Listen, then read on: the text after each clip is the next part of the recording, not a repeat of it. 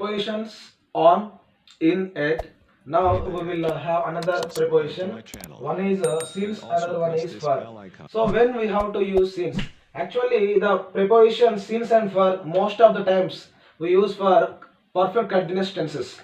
So here since, we use since preposition whenever if you want to mention the point of time. Point of time is nothing but the starting time, and we use for period of time. Period of time is nothing but total time. So we use this preposition since for in this way. One is the point of time and second one is period of time. See example, they have been living in Vijayawada since 2001. They have been living in Vijayawada since 2001.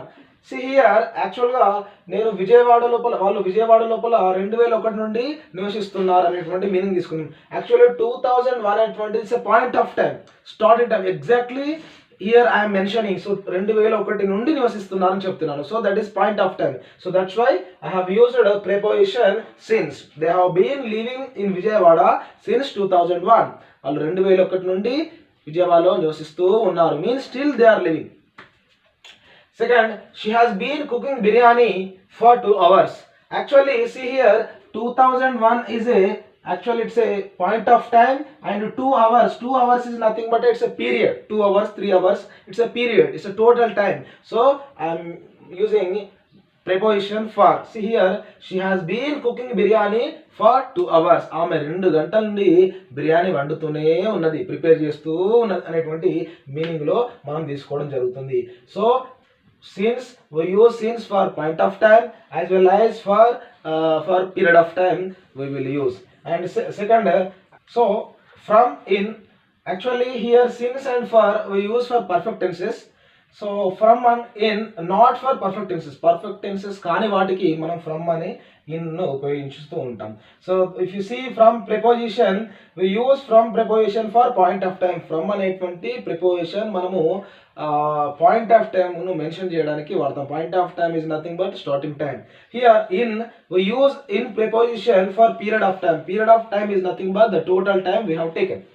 Example, they are living in Guntur from 2000. So from 2000, why I am writing the preposition from? Because 2000 is a point of time. 2000 is a starting time. Exactly I am mentioning. నేను వాళ్ళు 2000 సంవత్సరం నుంచి కూడా వాళ్ళు గుంటూరులో నివసిస్తూ ఉన్నారు. So that is a actually it is a starting time, means point of time. So that's why I have written from, because as I mentioned here, from we use for the point of time.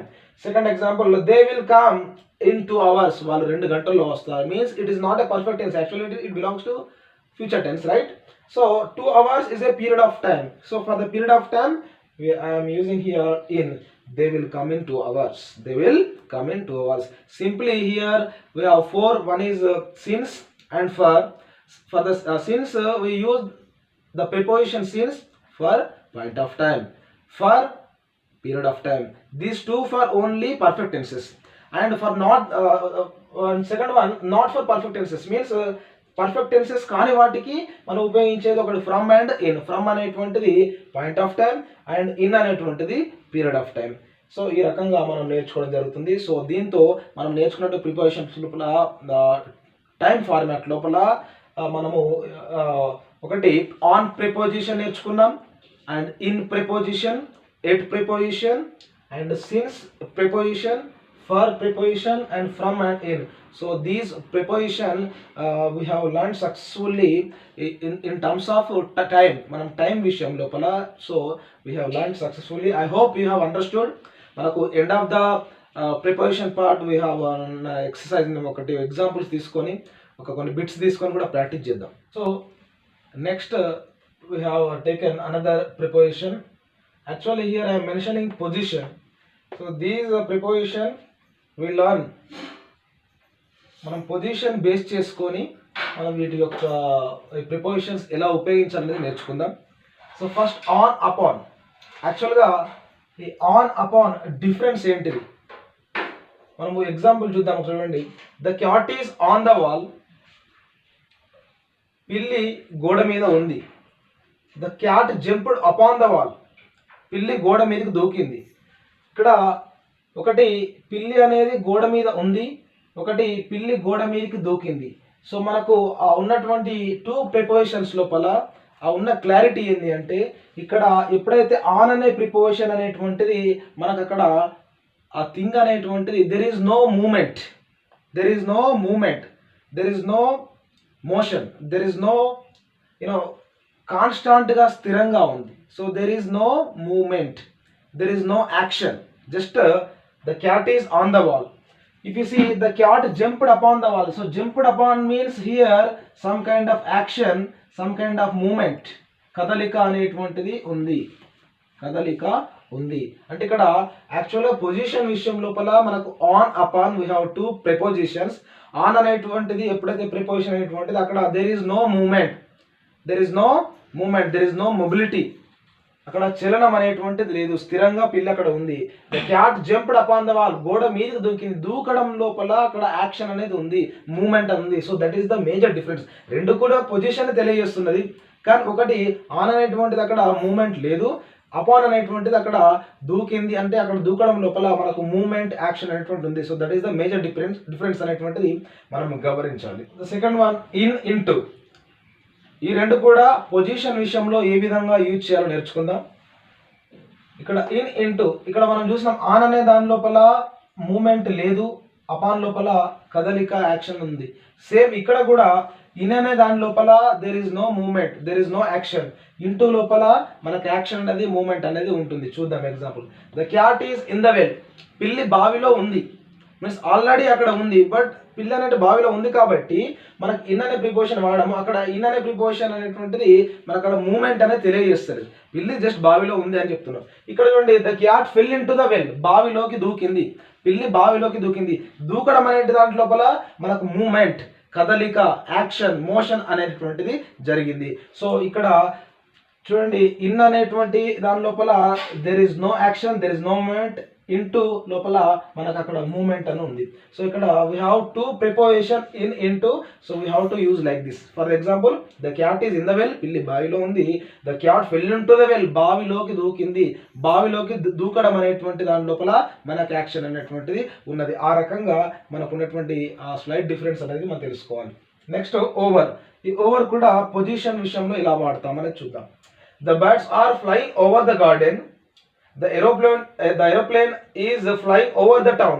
So ఇక్కడ the birds are flying over the garden, అంటే garden మీదుగా అక్కడ action చేస్తూ పోతా ఉంది, అంటే అక్కడ jump చేస్తుంది, అక్కడ మూమెంట్ అనేటువంటిది మనకు కదలిక అనేటువంటి ఉన్నది. సో అలాంటి విషయం లోపల ఓవర్. ఇక్కడ కూడా the aeroplane is flying over the town, పట్టణం మీదకి వెళ్ళి, టౌన్ మీదకి వెళ్ళి విమానం వెళ్తూ ఉంది అని చెప్తున్నారు.